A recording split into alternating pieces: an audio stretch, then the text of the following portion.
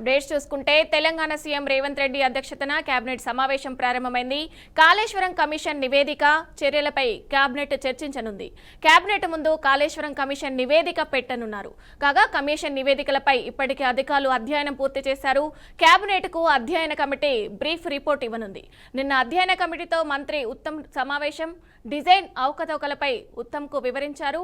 నివేదికపై Uttam Kumar presentation ఇవ్వనున్నారు. Brief రిపోర్టును Revanth కు ఉత్తమ్ ఇవ్వనున్నారు.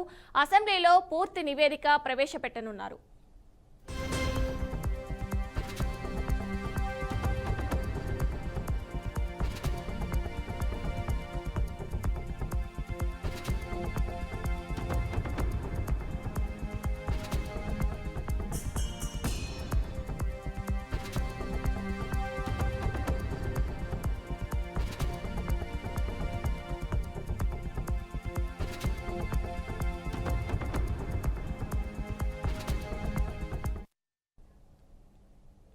కన్నెపల్లి పంప్ హౌస్ దగ్గర టెన్షన్ వాతావరణం నెలకొంది. పంప్ హౌస్ ను బీఆర్ఎస్ నేతలు ముట్టడించారు.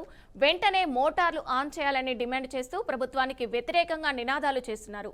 కాగా బీఆర్ఎస్ నేతలను పోలీసులు అడ్డుకోవడంతో తోపులాట జరిగింది. ప్రభుత్వంపై మాజీ మంత్రి కొప్పుల ఈశ్వర్ మండిపడ్డారు. వారం రోజుల్లో పంపులు ఆన్ చేయకుంటే లక్షల మందితో పంపు హౌస్ ను ముట్టడిస్తామని హెచ్చరించారు.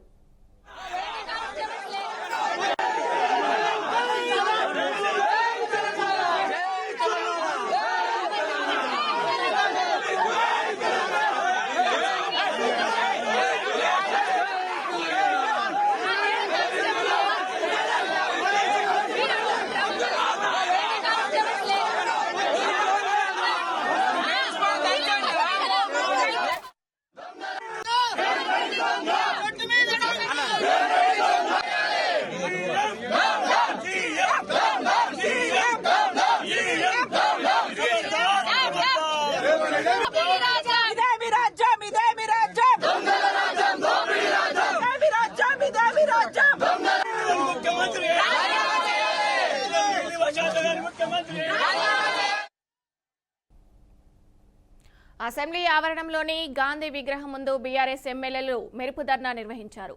పార్టీ ఫిరాయింపుపై ఎమ్మెల్యేలపై వెంటనే అనర్హత వేటు వేయాలని నినాదాలు చేశారు. పార్టీ మారిన ఎమ్మెల్యేలపై సుప్రీంకోర్టు ఇచ్చిన తీర్పును త్వరగతిన నిర్ణయం తీసుకోవాలని స్పీకర్ గడ్డం ప్రసాద్ను కలవడానికి బీఆర్ఎస్ ఎమ్మెల్యేల బృందం శాసనసభ కార్యాలయానికి వెళ్లింది. అయితే స్పీకర్ అందుబాటులో లేకపోవడంతో అసెంబ్లీ ఆవరణంలోని గాంధీ విగ్రహం వద్ద ఎమ్మెల్యేలు నిరసనకు దిగారు. పార్టీ ఫిరాయింపుల ఎమ్మెల్యేలను డిస్క్వాలిఫై చేయాలని నినాదాలు చేశారు. అనంతరం గాంధీ విగ్రహానికి వినతి పత్రం అందజేశారు.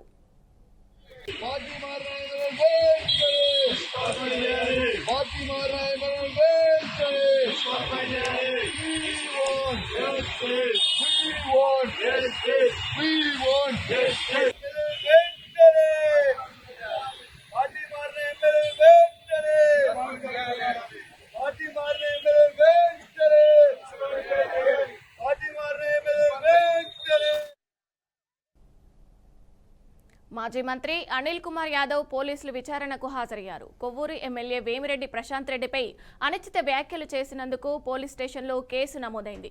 దీంతో పోలీసులు అనిల్ కుమార్ను విచారణకు హాజరు కావాలని నోటీసులు పంపారు. ఈ నోటీసులకు వివరణ ఇచ్చేందుకు నెల్లూరులోని రూరల్ డీఎస్పీ కార్యాలయంలో విచారణకు హాజరయ్యారు.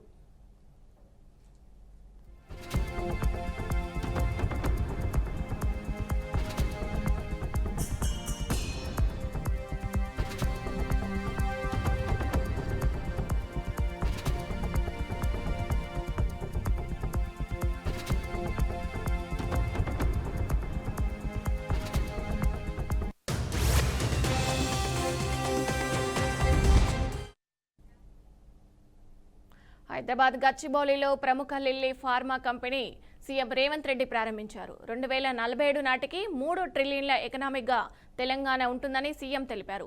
దేశ ఆర్థిక వ్యవస్థలో 10% తెలంగాణ నుంచే అందిస్తామన్నారు. హైదరాబాద్ నుంచే 40% ఫార్మా ఉత్పత్తులు అందుతాయని చెప్పారు. ఇక్కడే అత్యాధునిక వ్యాక్సిన్ల తయారీ జరుగుతుందని తెలిపారు. హైదరాబాద్లో ఫార్మా కంపెనీలకు ప్రత్యేక జీనోమ్ వ్యాలీ ఉంటుందని తెలియజేశారు. పరిశ్రమలకు మా ప్రభుత్వం అండగా ఉంటుందని హామీ ఇచ్చారు. భవిష్యత్తు గ్లోబల్ హెల్త్ కేర్ హబ్గా హైదరాబాద్ మారుతుందని చెప్పుకొచ్చారు. Marks a historic milestone in the journey of Telangana life sciences sector. Today event is a clinching proof that in less than 20 months, my government vision and hard work have made Hyderabad the global GCC capital and hub. For this, I congratulate Minister Sridhar Babu Garu, Jayesh Ranjan, Sanjay Kumar, Shakti Nagappan, Ajit Reddy, and all officers who have made this happen. This is an important step towards achieving the Telangana Rising 2047 vision. Our plan is, we wanted to reach within a 10 years $1 trillion economy. 2047, we wanted to reach $3 trillion economy. Government of India is focusing on 2047 for $30 trillion economy. I wanted to contribute from my state 10% of the Indian economy with your support. Telangana జాగృతి చేసే పోరాటం చరిత్రలో నిలిచిపోతుందని తెలంగాణ జాగృతి అధ్యక్షురాలు కవిత అన్నారు. ధర్నా చౌక్ వద్ద 72 గంటల నిరాహార దీక్షను చేపట్టారు. బిఆర్ అంబేద్కర్, పూలే ప్రొఫెసర్ జయశంకర్ విగ్రహాలకు ఆమె నివాళులు అర్పించారు. కార్యక్రమానికి పెద్ద ఎత్తున కార్యకర్తలు, తెలంగాణ జాగృతి నేతలు తరలివచ్చి ఆమెకు మద్దతు తెలిపారు. తెలంగాణలో ప్రతి ఒక్కరికి రాజ్యాధికారంలో వాటా కావాలి, ఆర్థిక అవకాశాలు రావాలని కవిత అన్నారు. సమాజంలో సగభాగం బీసీలు ఉన్నారని, వారిని రాజకీయంగా సమప్రాధాన్యం దక్కాలనే ఉక్కు సంకల్పంతో ఈ దీక్ష చేపడుతున్నట్టు కవిత స్పష్టం చేశారు. ఇక్కడికి వచ్చినాం, మనం తెచ్చుకున్న తెలంగాణలో ప్రతి ఒక్కరికి రాజ్యాధికారంలో వాటా రావాలి, ప్రతి ఒక్కరికి ఆర్థిక అవకాశాలు రావాలి, ప్రతి ఒక్కరికి సమాజంలో గౌరవం దక్కాలి. సమాజంలో సగభాగం బీసీలు ఉన్నారు.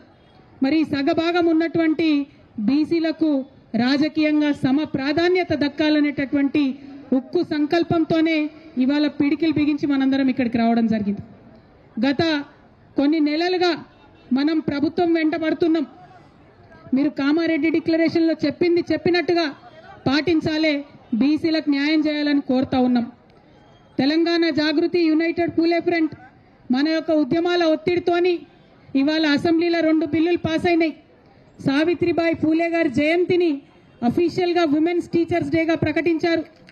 పూలే గారి విగ్రహాన్ని మనం అసెంబ్లీలో అడిగితే వాళ్ళు ట్యాంక్ బండ్ మీద పెడతామన్నారు. ఒక్కొక్కటి ముందడుగు పడుతున్నది.